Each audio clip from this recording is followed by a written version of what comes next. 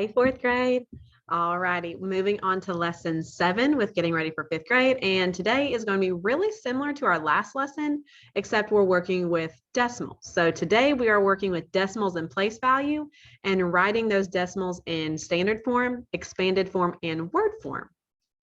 All right, so let's go ahead and jump right in. This decimal right here is 4 6/100. Remember, it goes ones, decimal, tenths, and then hundredths. All right, so ones, I'm going to go ahead and write out ones here. Ones, decimal point, tenths, and hundredths, okay? And the farthest place value is how we name that word, or that number, not how we name that word. Goodness gracious, my brain is all kinds of jumbled this morning already. All right, so word form, remember, is us writing it the exact same way we say it. So this number 4 6/100, this decimal point equals and. Okay, so if you see a decimal point, that's going to equal the word and. So 4 6/100. So just like the last lesson, I'm going to write it exactly how I say it, one word at a time. So 4. There's that decimal point. I'm not going to put 4 decimal point. 4 6/100. So 6/100. Writing it the exact way I say it out loud. All right, so now for expanded form, it can get kind of tricky, okay? I'm going to go ahead and start with the farthest place value to the left, the highest place value, and go from there. So 4, that has a value of 4 because it's in the ones place, okay? Plus, now here in the tenths place, I have a 0. Do I put zeros in my expanded form? No, I don't, because they don't add any value to it. Because if we add 0 to something, it's still the same thing we had to start with, right? So we're going to move past that. And then 6/100. How do I write 6/100 as a decimal? It looks like this. 0, decimal point, 0, 6. Exactly as if I were writing it in that place value chart like this. All right, where we've got ones, decimal place, tenths, hundredths, 0 ones, decimal place, 0 6, just like that. Okay, let's go down to 2 and 3 and try a couple more. Here they gave it to us in word form, and they want us to write it in the 2 other forms, standard and expanded. So I always like to start with standard because that helps me visualize it a little bit better.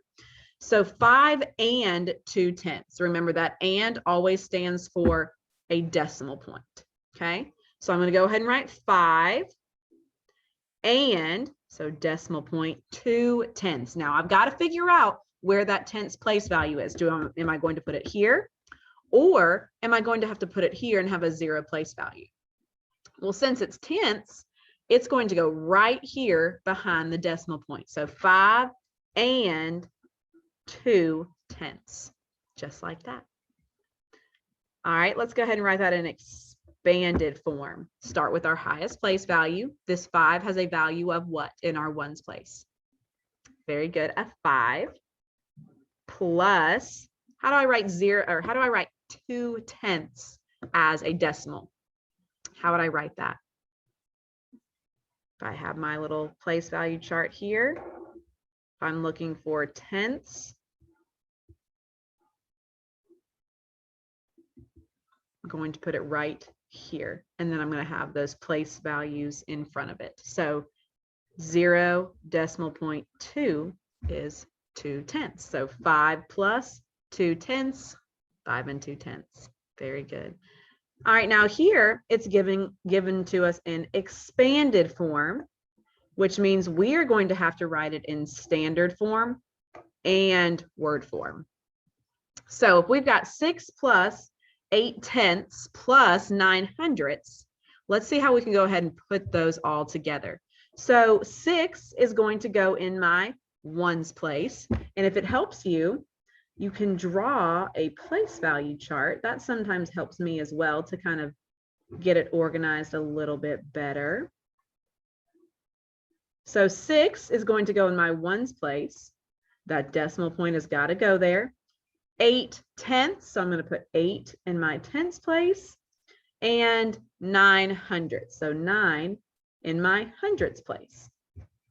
So now I know that my standard version of that number is going to look like this. Now, this is why I like to put it in standard form first, because look at this number here, 6 plus 8/10 plus 900.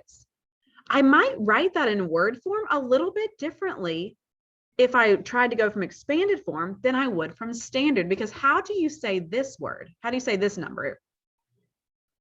Yes, 6 and 89/100.